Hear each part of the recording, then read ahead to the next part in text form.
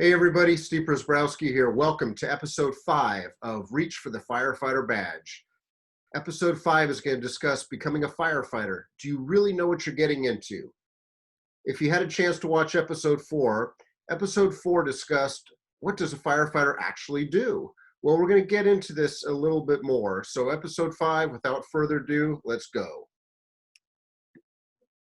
Just a few reminders there. My two websites, code3firetraining.com and then chabotfire.com, both have free stuff links with lots of great free information that can keep you busy for hours, if not days and weeks, to help you prepare to become a firefighter, or if you already are a firefighter, be a better firefighter to help you promote and navigate yourself through your career. These webinars I'm doing are based on 2 of the books that I've had published. Number 1, The Future Firefighter's Preparation Guide, as well as Reach for the Firefighter Badge. Both of them are separate but distinct books that complement each other.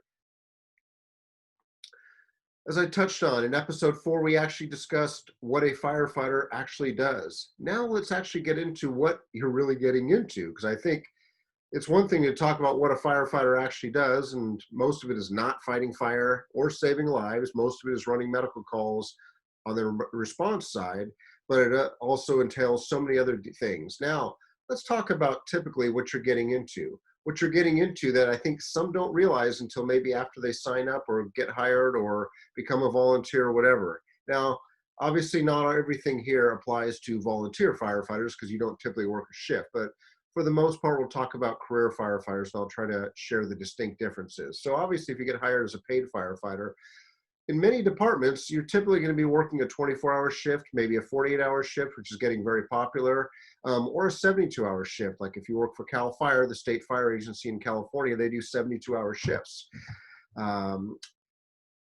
Occasionally, there are some departments back east that still do what's called 10s and 14, meaning 10s and 14-hour shift, meaning a 10-hour day shift or a 14-hour night shift. But I think a lot of those are going by the wayside in favor of 24-hour shifts. So there's different shifts out there. There's no right, there's no wrong. And as I discussed in episode 4, just because you're hired today for a certain specific shift with certain days off doesn't mean it's going to stay that way for your entire career. It's not uncommon to have schedules change for various reasons. So you're going to be working a shift. And what that means is you're assigned to the firehouse. And more importantly, you can't leave that firehouse unless the bell goes off or you got to do something typically work related. This is, I think, something that people don't realize, like, well, if I need to go home for an emergency, well, I'll just go. Well, it's not as easy as that unless there's extenuating circumstances. So you're typically going to be working a shift. And you're going to be scheduled to work a specific, usually shift or group of days.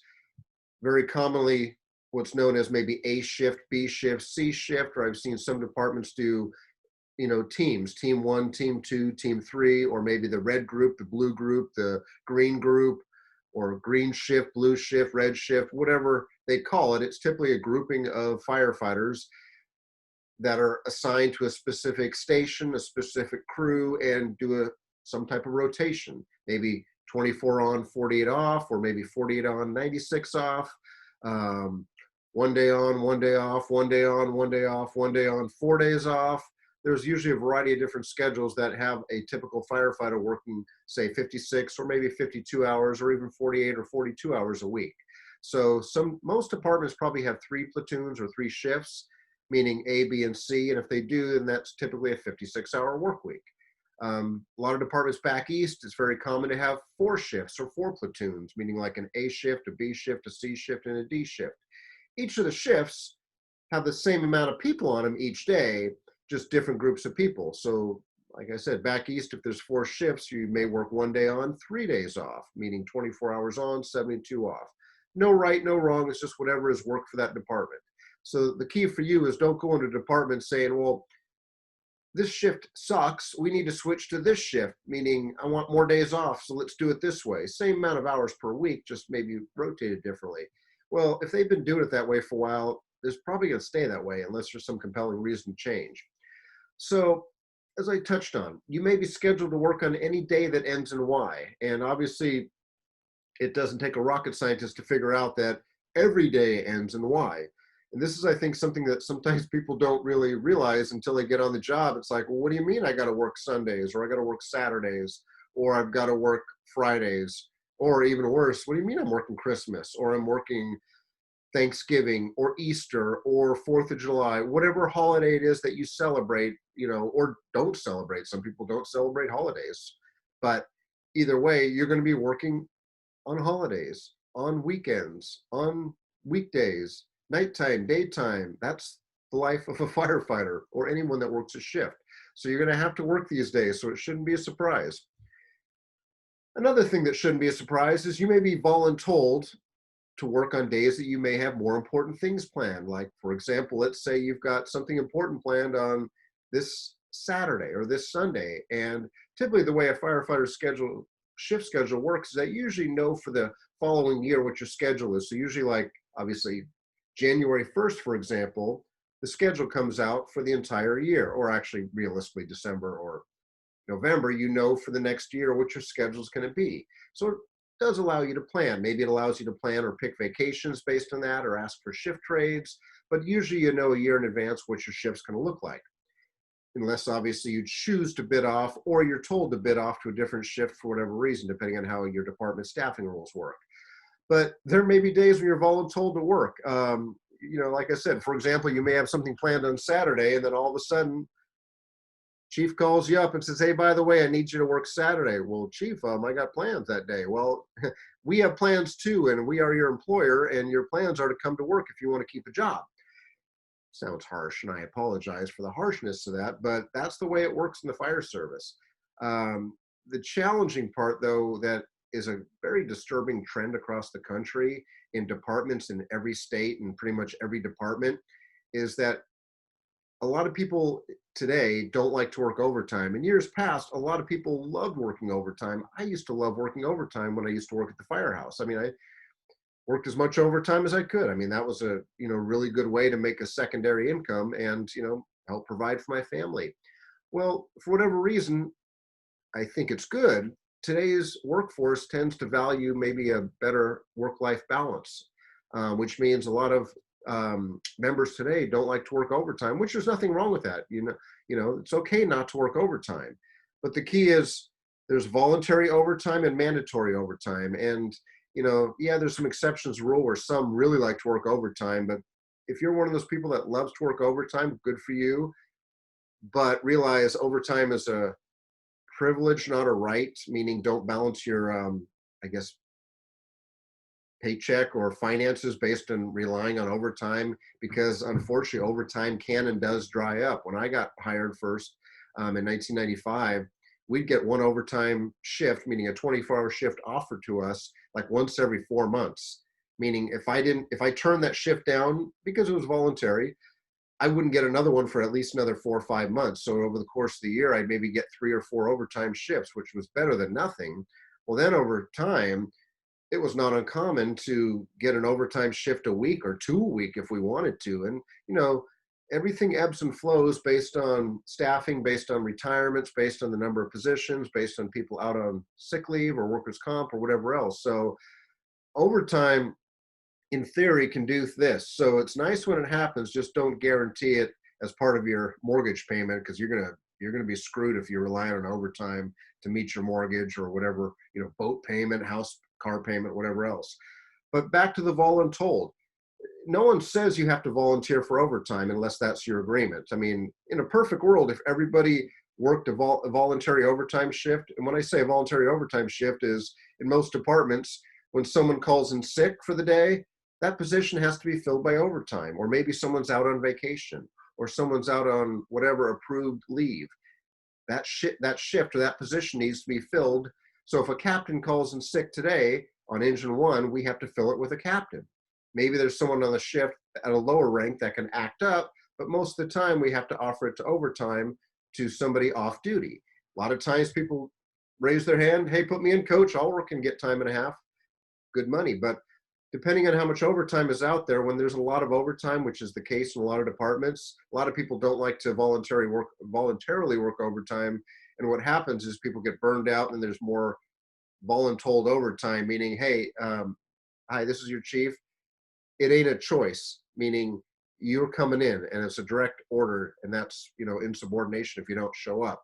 Well, what that has led to in a lot of departments that I mentioned across the country is people don't pick up their phones off duty, meaning they work their 24 or 48-hour shift, and then they're off for their 4 days, and they don't even, it's radio silence. And what happens there is that when someone calls in sick when they're on their 4 day and nobody picks up the phone, the people that get screwed are the brothers and the sisters that are working at the firehouses. Because here's the thing, let's say you work a shift, you're on a 48-hour shift for a shift. So you work Monday and you work Tuesday, and then you go home and you're off for 4 days, Wednesday, Thursday, Friday, Saturday.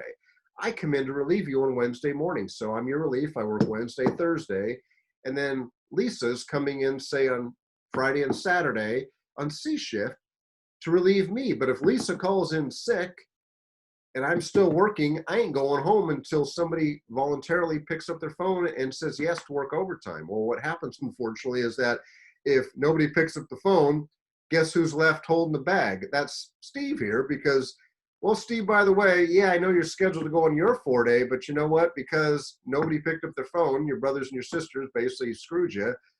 You're staying. Huh? So then I got to stay until A shift comes back on duty. And, in a perfect world, we'd all work a little bit of overtime just to help each other out. But unfortunately, we know it doesn't happen that way. So you may be told to work days that you have more important things planned. That's why it's critical here. I know you can't schedule your life that way, and it sucks to have to do it that way. But the best piece of advice I have to tell you here is, obviously that's part of the job, so know what you're getting into. But have a good network of buddies on the job that can work last minute trades. This is where you find your true friends and the true brothers and sisters out there. Because if you've been a jerk to people, guess what? They're going to leave you high and dry. Versus if you've got a good relationship with others, you work nicely with others, you play nicely with others in the sandbox, you're not an asshole. And when someone needs a shift trade or someone needs someone to help bail them out, you're first to raise your hand and step up and help them out. That's what happens there, is when you get that phone call from the chief and say, hey, chief goes, hey, you're working Christmas. Well, I got my family coming in, or I'm maybe scheduled on a vacation. Well, guess what? It's your shift. So unless you can find someone to cover for you, it's yours. And that's, again, like I said, the brotherhood and sisterhood. So the true test of brotherhood and sisterhood is what goes around comes around. So if you get yourself in a tight bind and you have to work a shift, you can't just call in sick at that point. So then you got to be able to say, hey, Joe, can you cover for me? Hey, Lisa, can you cover for me? That's, like I said, the true test. But realize, just know what you're getting into. Other things, you need a very supportive and self-sufficient family. What that means is when something goes wrong on the home front, assuming you have a family, I mean, if you're single, it's different, but if you do have a significant other, a spouse, any children that rely on you, when I say self-sufficient and very supportive, is you're going to be gone for 24 hours or 48 or 72. Or in the West Coast here, especially in California where we get a lot of wildland fires, it's not uncommon for our crews to go mutual aid to assist other departments in time of need, and they're gone for 2 weeks to 3 weeks. We've had crews out for 2 to 3 weeks at a time on a mutual aid fire before they get replaced or relieved. So that's a long time to be away. It's not a bad thing. It's a lot of good overtime money for you because you get paid overtime on your off days and your regular salary on your other days. But the challenge is you've got to be able to have a family that can live without you for maybe 2 to 3 weeks. It's the way it is. Or even worse, let's just say it's a 24-hour shift. You can't have your significant other or spouse call you up in the middle of the shift and say, hey, the water heater's broken.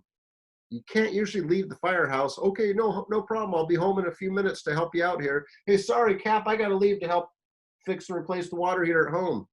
It doesn't work that way. I mean, if it's a life-threatening emergency, don't get me wrong. If it's a life-threatening emergency, your captain, your chief will, hey, go take care of business, Steve. Take care of family first. But most of the time, if it's not a life-threatening emergency, which a lot of stuff isn't, hey, honey, sorry, I'll see you tomorrow. You better go to Home Depot and pick one up. And I know some of you may go, what the hell? That would be divorce court. Well, I guess there's your chance, I guess, if you're single and you're looking for a significant other or partner, spouse, whatever you call it, for a while or for the rest of your life, hopefully you can set them up for success and not have to have you be relied on so much. And again, I'm not being disrespectful or mean by saying that. It's just a reality, because you can't just leave your firehouse just to go home again, unless it's an emergency. And I know some an emergency is different, but I'm very fortunate. I got a great wife that when I used to work at the firehouse versus the office now, when I was at the firehouse, wife would call me and say, "Hey, by the way, water heater took a shit. I just got back from Home Depot. I just installed it myself. It's working perfectly. I left you the bill on the kitchen table, so you owe me write me a check for whatever amount of money to cover the cost. You're welcome." Thank you, dear. Appreciate that. Love you big time. I got very lucky in that sense, but again, I know that's unique. So you need a supportive family that's not going to be so clingy and relying on you that you can't go away for a day or 2 days or a couple weeks, because that's the job you signed up for, especially if you're out in California, and especially if it's wildfire season, which is darn near year round. You're going to be expected to do things off duty for your labor union. Now, I know you're only on duty typically 10 days a month as a firefighter in most departments. Well, most departments have some type of labor union or association or organization that helps provide collective bargaining for them. I mean, unions are there for a purpose. I mean, unions have been around for years, and they fill a valuable role for governmental workers like us, for example. So your key is labor unions live and die by the support of their members. Yeah, they obviously rely on dues paying members to help stay afloat, but they also rely on their members to sometimes do things off duty. Maybe it's helping campaign for politicians that are, maybe it's, for example, election time, and the city council is, having 5 or I can count here, 4 spots in the city council are open, and maybe there's obviously some candidates that may be pro-fire and some may be anti-fire, or pro-public safety, anti-public safety. A lot of times labor organizations get involved and they try to support candidates for city council or county governmental seats or whatever elected positions that'll help support them, which makes sense. But sometimes, a lot of times, that means on your off-duty days, because you can't mix politics and on-duty stuff, meaning when you're on duty getting paid by the city or the county or whatever fire department you work for, you can't be doing political related activities in your uniform and when you're getting paid. So that's why off duty. So you got to step up sometimes. Our labor union's great with not just supporting local politicians, but also doing things like barbecues. Our union gets involved with doing a lot of barbecues for a lot of elected officials. And I know some people say, that's a waste of time to do these barbecues for elected officials. Well, it can pay off in dividends in the long run, because you never know when they can help you out at some point. So again, there's going to be things off duty. So if you're one of those individuals that lives 3, 4, 5 hours away, or in some cases different states where you fly into work, which is not uncommon. There's a lot of firefighters that actually commute by Southwest Airlines, which, as some of them have told me, it's a heck of a lot cheaper than, I guess, gas prices and wear and tear on their vehicle. Well, okay. And sometimes quicker. So if you're one of those that can't afford or doesn't want to live in the area that you serve, I mean, I know not everyone wants to live in their jurisdiction. Some can't afford it, some don't want to, but there may be some off-duty things that you're expected to do. Maybe it's just attending a union meeting. I mean, union meetings are off duty, and sometimes they're when you get off work, but they may be in the middle of your 4-day. And if you live 3 hours away, it's like, well, I don't want to drive in for that. Can't we do a Zoom session? I mean, maybe not, but you're going to have to do things off duty at times. And you may say, well, I don't care about unions. I'm not a fan of unions. Well, okay, you're entitled to your opinion, but you got to understand the history of unions and how beneficial they are to folks like firefighters, police officers, and other types of governmental employees.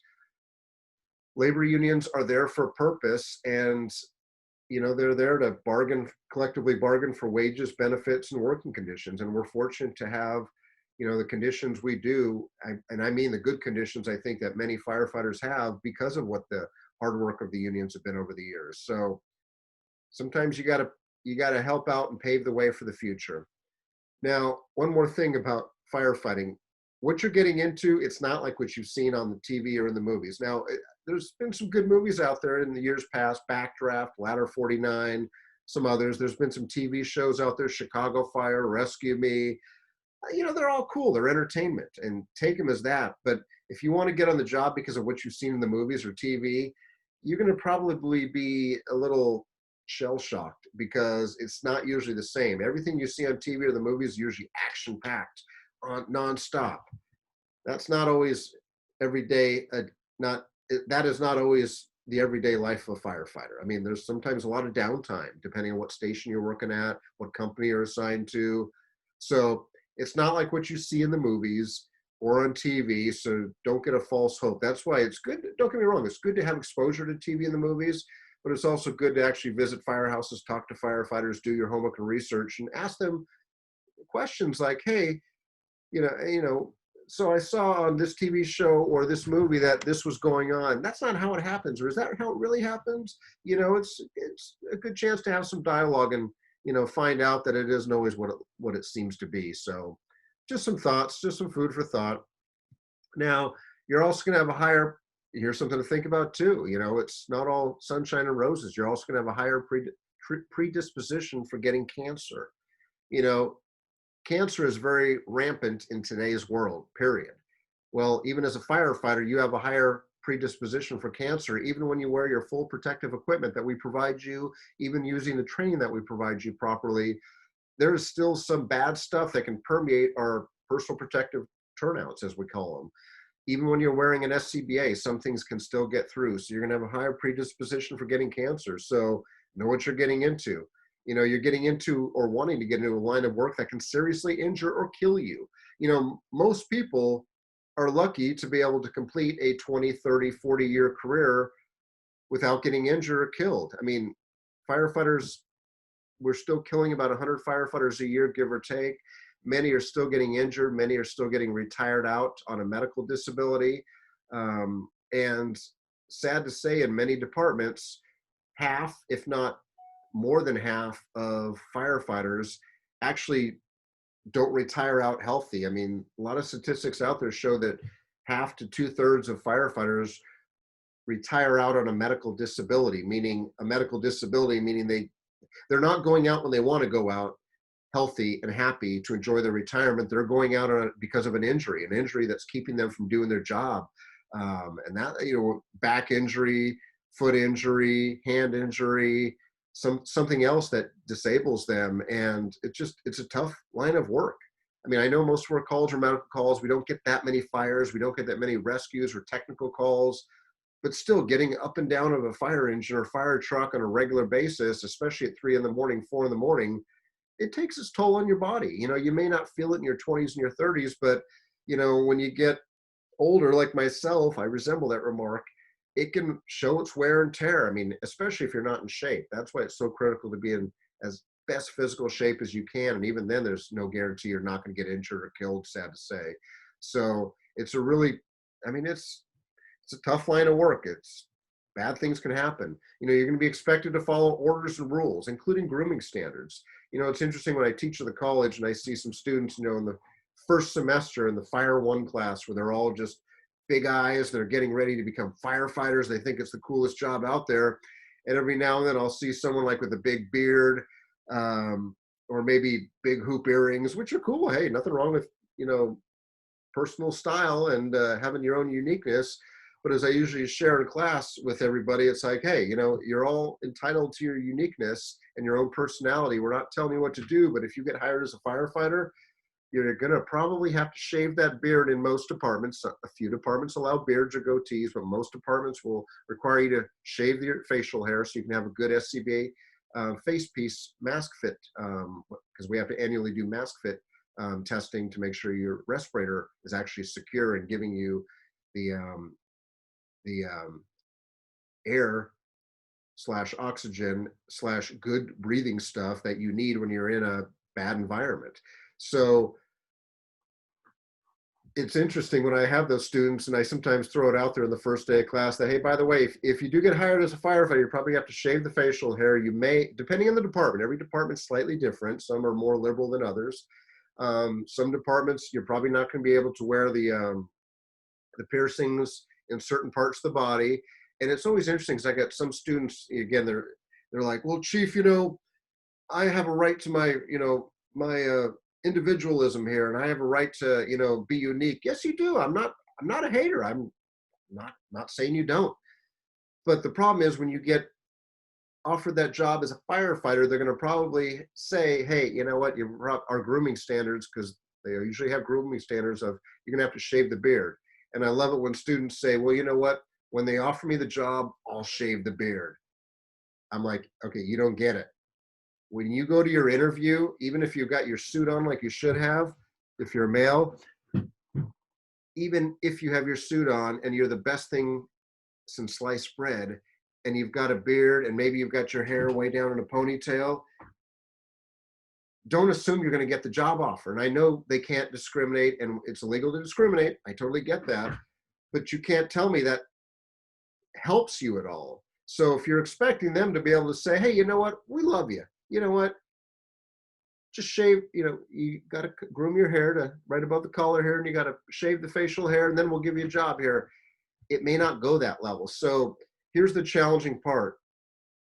If you are really truly serious about a career as a firefighter, the time to get serious about it is when you're testing. So when you're getting into that testing process to take a department's written examination in person, or especially an oral interview, the background investigation, you might as well, hey, it's maybe you've had that long hair or that beard for years and you don't want to part with it, but you know what? What's more important, that or the job, the career? Take your pick. Life's about choices. So we're not trying to be mean. We're just trying to, have some standards, whatever we agree those standards to be. So if you're one of those that doesn't like authority, I love it every now and then somebody goes, well, I don't like authority. I don't like people telling me what to do. Well, guess what? The fire service is a paramilitary organization, and you're going to have supervisors, captains, chiefs that tell you what to do. Clean the floor. Hopefully they say it nicely and not in a mean manner, but hey, clean the floor. You got the bathrooms today, Proby. I don't want to do that. That's beneath me. Well, guess what? We all have to chip in and we all do our share. So that's that challenging part. If you're struggling with authority and following orders now, and especially rules, you're not going to enjoy being a firefighter because it's a rule-driven organization. Most departments have a rule manual. If you stacked all of our rules and regulations and policies together, it'd probably be like a foot thick. And I know there's people that say, well, there's too many rules. We should just have one rule. Do the right thing. Yeah, in a perfect world, do the right thing or do your job would cover everything. Yeah, think about it. Do your job, do the right thing should cover everything. But we know it's not that easy. Unfortunately, many policies have people's names attached to them because of what they did. And a lot of times policies are the right thing to do, because the argument of not having a policy is when something bad happens or someone maybe gets injured or gets in trouble, their first line of defense, rightfully so, is, well, there was no policy that said I couldn't do that. Oh my gosh. Do we have to tell you what you can and can't do? Yeah, we do. And I know that sounds bad and you may not appreciate or understand it until you're on the job, but unfortunately that's how the world works, especially with so many lawyers out there that are, willing to challenge something and potentially win a case for you because, hey, yeah, my client, it didn't say that he couldn't do that or she couldn't do that. Well, that's the world we live in. So ultimately, to ensure you best know what you're getting into before you're fortunate enough to get into the fire service, make sure you do your homework, do your research. You may find the fire service is not a good fit for you or us. And I say us just in general because each department has its own culture. Like I mentioned about beards, there are some departments you'll see that allow goatees or allow beards. Not saying it's right, not saying it's wrong. It's just that's their culture and that's what they choose. So for those folks, like I said, at the college that, well, I got this goatee or I don't want to shave my beard or my ponytail. Well, you know what? A lot of departments won't allow you to wear that or, be groomed like that. But you know what? If you do your homework and do your research, there are some departments that allow ponytails for males. They do allow beards. But again, you're going to have to do your homework and research. Don't expect the department to change for you. Trust me, it doesn't work that way. So as always, I thank you for the gift of your time. My contact information, I'm a resource. I'm hoping you're finding these episodes, webinars, vlogs, whatever we call them. I hope you're finding them beneficial in some capacity. I'm trying to keep them to shorter little snippets of certain specific topics. I've got a lot more ideas in upcoming episodes that I hope will be there just to help you best decide if this is, number one, a career for you, whether it's volunteer or paid. Maybe help you decide if you're the right fit or not, and then hopefully give you a lot of suggestions and ideas to be the best you can be, because that's what it comes down to, you applying yourself and being the best that you can be. So until episode 6, be safe, take care, and we'll see you next time. Have a great day, everybody.